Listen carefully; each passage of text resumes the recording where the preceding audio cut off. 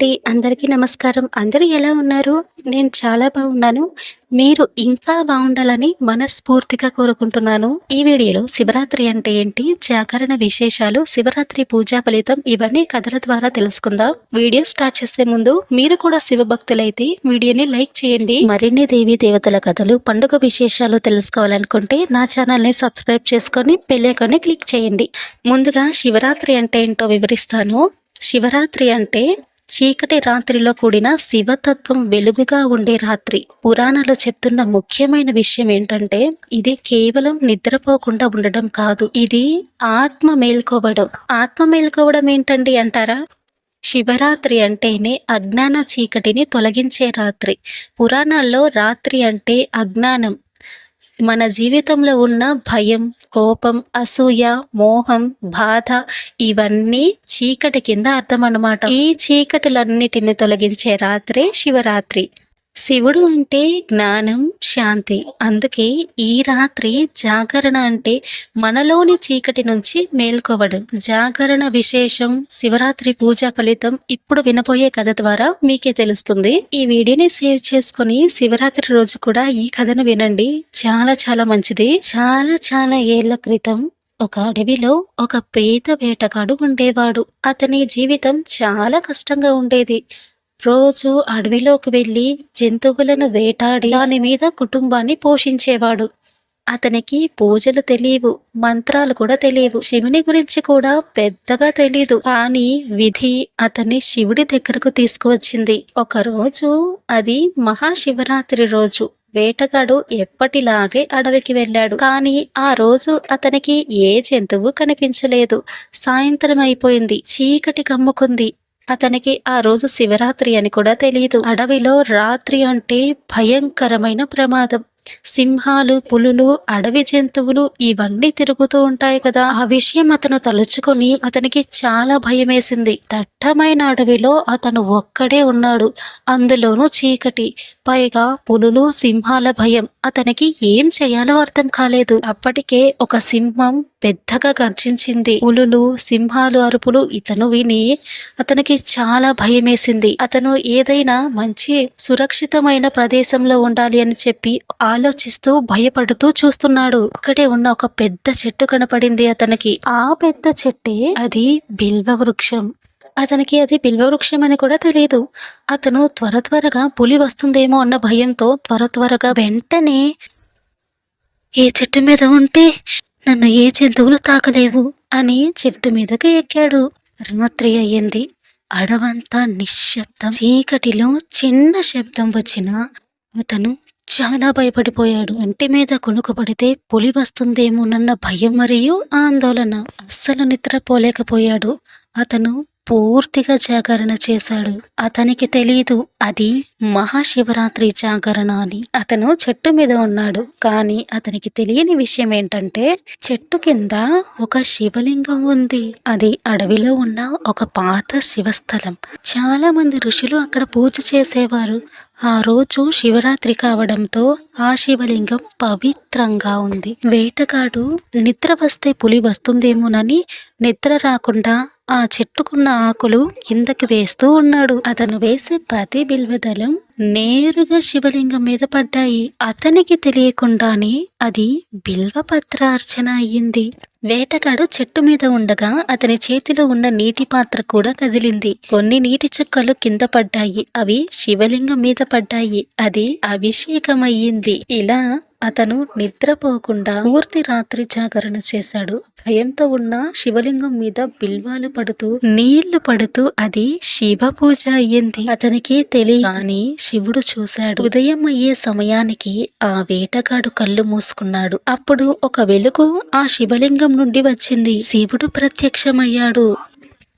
శివుడు ఇలా అన్నాడు, నీకు పూజ తెలియదు, కానీ నీవు ఈ రాత్రి జాగరణ చేశావు, బిల్వపత్రం సమర్పించావు, అభిషేకం చేశావు, అందుకే నేను సంతోషించాను. వేటగాడు ఆశ్చర్యపోయాడు.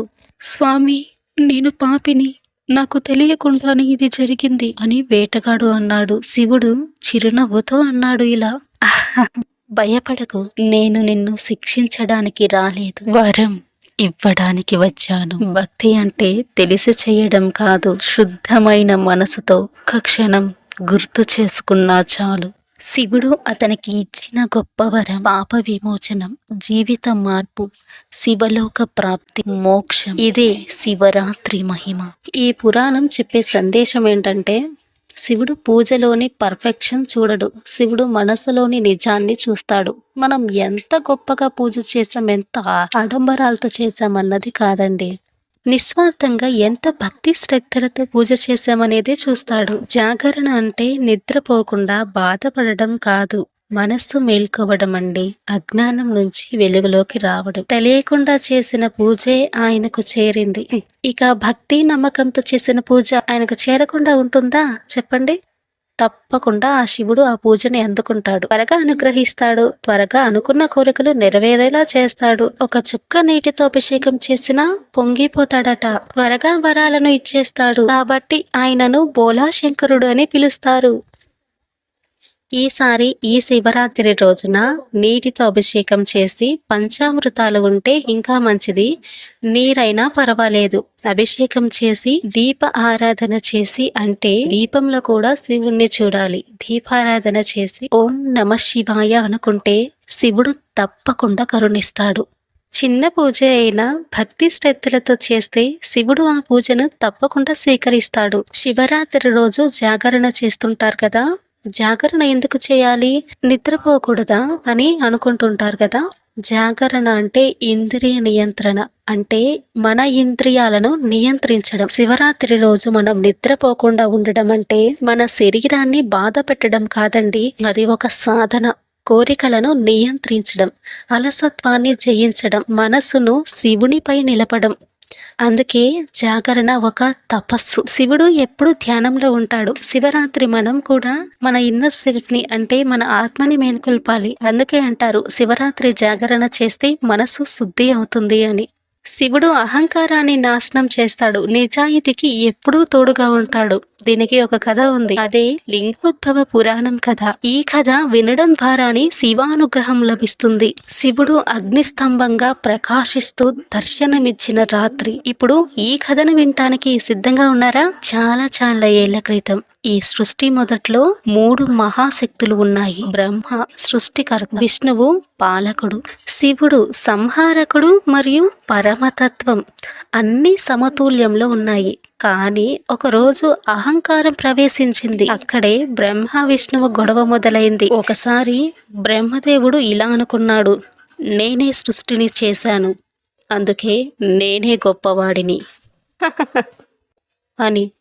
విష్ణువు కూడా అన్నాడు, నేనే ప్రపంచాన్ని కాపాడుతున్నాను, అందుకే నేనే శ్రేష్ఠుడను అని.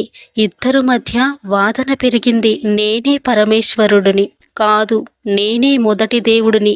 ఇలా వారి ఇద్దరి మధ్య గొడవ మొదలైంది. ఈ గొడవ దేవలోకాన్నే కంపించింది. ఆ క్షణంలో ఒక అద్భుతం జరిగింది. అప్పుడు ఆకాశం నల్లగా మారింది, దిశలు కంపించాయి, సముద్రాలు ఉప్పొంగాయి. ఆశ్చర్యంతో బ్రహ్మ విష్ణువు అలా చూస్తూ ఉండిపోయారు. వారి మధ్యలో ఒక అద్భుతమైన వెలుగు ఉద్భవించింది, అదే అగ్నిస్తంభం. ఆ అగ్నిస్తంభం ప్రకాశిస్తుంది.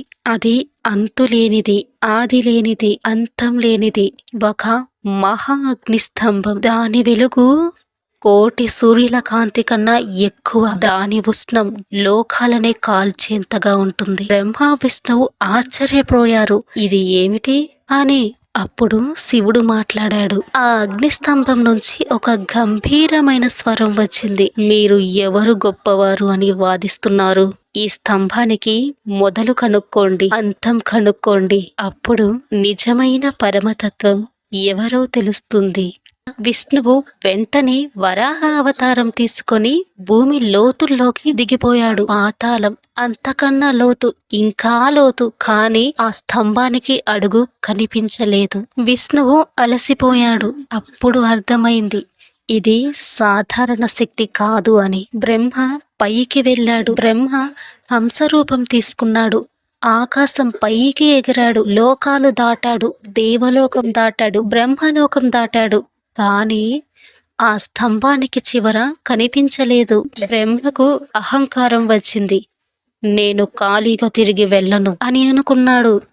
అప్పుడు బ్రహ్మకు కేతకి పువ్వు కనిపించింది. కేతకి పువ్వు అంటే మొగలి పువ్వు. దానిని అడిగాడు, నీవు ఎక్కడ నుండి పడ్డావు? ఆ పువ్వు చెప్పింది, నేను ఈ స్తంభం పైభాగం నుండి పడుతున్నాను. అప్పుడు బ్రహ్మకు ఒక ఆలోచన వస్తుంది. బ్రహ్మ మోసం చేయాలనుకుంటాడు. బ్రహ్మ అంటాడు, నువ్వు నా మాట విను, నేను శివుడి స్తంభం చివర చూశాను అని చెప్పాలి. నువ్వు నా సాక్షిగా నిలబడాలి అని బ్రహ్మ కేతకి పుష్పంతో అంటాడు. అంటే బ్రహ్మ నిజం కనుక్కోలేకపోయినా అబద్ధం చెప్పి గెలవాలని చూశాడు. కేతకి పువ్వు ముందు సందేహపడింది, చెప్పాలా వద్దా అని. కానీ బ్రహ్మదేవుడు స్వయంగా అడిగాడు కాబట్టి భయంతో ఒప్పుకుంది. అందుకే ఆ పువ్వు కూడా అబద్ధానికి భాగస్వామి అయ్యింది. బ్రహ్మదేవుడు తిరిగి వచ్చి అబద్ధం చెప్పాడు. విష్ణువుతో ఇలా అన్నాడు, నేను ఆ స్తంభం చివర చూశాను. ఈ కేతకి పువ్వు నా సాక్షి అని చెప్పాడు. విష్ణువు మాత్రం నిజాయితీగా అంటాడు, నేను ఎంత వెతికినా అడుగు కనిపించలేదు. అప్పుడే ఆ అగ్నిస్తంభం మరింత ప్రకాశించి శివుడు ప్రత్యక్షమయ్యాడు. ఆ స్తంభం నుండి శివుడు ప్రకాశించాడు. త్రినేత్రుడు, భస్మధారి, ఢమరుకధారి, అంతులేని శాంతి స్వరూపుడు. శివుడు అన్నాడు, విష్ణువు నిజం చెప్పాడు, బ్రహ్మ అబద్ధం చెప్పాడు. బ్రహ్మ అహంకారంతో నిండిపోయాడు. శివుడు ఇలా చెప్పాడు, నేను ఈ సృష్టి ముందున్న తత్వం, నేను అంతం లేని శక్తి. అహంకారం మనిషిని పతనం చేస్తుంది. అప్పుడే బ్రహ్మకు శాపం ఇచ్చాడు. బ్రహ్మ, నీవు అహంకారంతో అబద్ధం చెప్పావు. నీకు భూమిపై పెద్ద ఆలయాలు ఉండవు. అందుకే బ్రహ్మ ఆలయాలు చాలా తక్కువ. శివుడు కేతకి పువ్వును అడిగాడు, నీవు ఎందుకు అబద్ధానికి సాక్షి అయ్యావు? పువ్వు తప్పు ఒప్పుకుంది. శివుడు అన్నాడు, నీవు అబద్ధానికి తోడ్పడ్డావు, అందుకే నా పూజలో నీకు స్థానం ఉండదు అని శివుడు కేతకి పువ్వుకు శాపం ఇచ్చాడు. అందుకే శివుడికి కేతకి పువ్వు సమర్పించరు అనే సాంప్రదాయం వచ్చింది. విష్ణువుకు వరం ఇచ్చాడు. విష్ణువు నిజాయితీకి సంతోషించి శివుడు వరం ఇచ్చాడు, నీవు లోకపాలకుడిగా పూజింపబడతావు అని వరమిచ్చాడు. ఈ కథ చెప్పేది ఒక్కటే, సత్యం ఎప్పుడూ గెలుస్తుంది. అహంకారం దేవుడినైనా పడేస్తుంది. భక్తిలో నిజాయితీ ముఖ్యం. ఈ సంఘటన జరిగిన రాత్రి మాఘమాస కృష్ణపక్ష చతుర్దశి, అదే మహాశివరాత్రి. ఆ రాత్రి శివుడు లింగ రూపంలో ఉద్భవించాడు. అందుకే శివరాత్రి అంటే శివ దర్శన రాత్రి. జాగరణ అంటే అహంకార నిద్ర నుండి మేల్కోవడం. లింగం అంటే అనంత తత్వానికి సంకేతం. శివుడు కోరేది పూజ కాదు, అహంకారం విడిచిన మనస్సు. అందుకే శివరాత్రి రాత్రి జాగరణ చేస్తారు. విన్నారు కదా, ఇవే శివరాత్రి కథలు, జాగరణ, శివ పూజ విశేషాలు. ఈ వీడియో నచ్చిందా? నేను చెప్పే విధానం ఎలా అనిపించింది? ఈ కథలు మీకు నచ్చినట్లయితే లైక్ చేయండి. నేను చెప్పే విధానం ఎలా అనిపించింది అని చెప్పి కామెంట్ చేయండి. మీరు కూడా శివభక్తులైతే ఓం నమ శివాయ అని కామెంట్ చేయండి. ఈ వీడియోని మీ కుటుంబ సభ్యులలో శివభక్తులకి, మీ కుటుంబ సభ్యులందరికీ, మీకు తెలిసిన వాళ్ళకి, మీ ఫ్రెండ్స్ కి అందరికీ ఈ వీడియోని షేర్ చేయండి. ఇలా మరెన్నో దేవీ దేవతల కథలు వినాలనుకుంటే నా ఛానల్ ని సబ్స్క్రైబ్ చేసుకొని బెల్ ఐకాన్ ని క్లిక్ చేయండి. నేను చేసే ప్రతి వీడియో మీకు ఫస్ట్ నోటిఫికేషన్ గా వస్తాయి. మరొక వీడియోతో మళ్ళీ కలుసుకుందాం. Thank you for watching my video. ఆగండి, వీడియోని లైక్ చేసి ఛానల్ ని సబ్స్క్రైబ్ చేయండి.